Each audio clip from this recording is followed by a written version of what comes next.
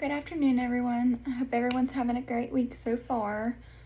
So, for this week's discussion prompt, do leaders create stability or disruption?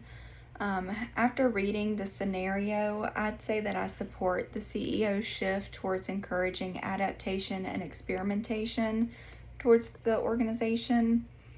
After reading the scenario, I think that the organization's struggles are closely tied to its resistance to change. This resistance from leaders has caused problems such as innovation to decline, slow decision making, and dissatisfaction from employees. Encouraging adaptation would build a culture of continuous improvement and would enable the organization to treat unpredictable situations as opportunities for growth rather than approaching them in a scared way. I believe that the greatest leadership risk in this situation is creating too much instability and uncertainty throughout constant adaptation and experimentation. While the CEO's approach of experimentation creates short-term instability, the approach would lead to stronger long-term organizational effectiveness. If the organization continues to prioritize maintaining stability and tightly controlled processes, it risks missing market trends. This can lead to decreased customer dissatisfaction and increased employee dissatisfaction in the long run. After reflecting on myself and how I would handle change in the workplace, I would say I naturally lean closer to an adaptation leadership style. In my current job that I have been in, we are always implementing new process improvements and changing the way that we do things. So I've been at my job for about a year and a half now, and I would say that we implement process changes at least once a month.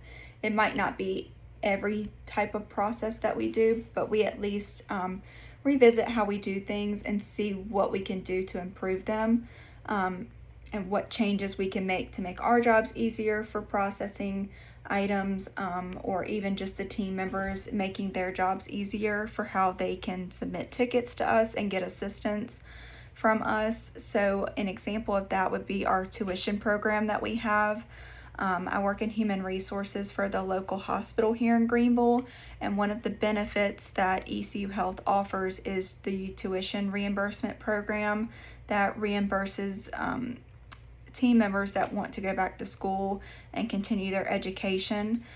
So there's criteria that you have to meet in order to be a part of the program, but once you are eligible to enroll in the program, you would have to complete an application and submit it over to our human resources department.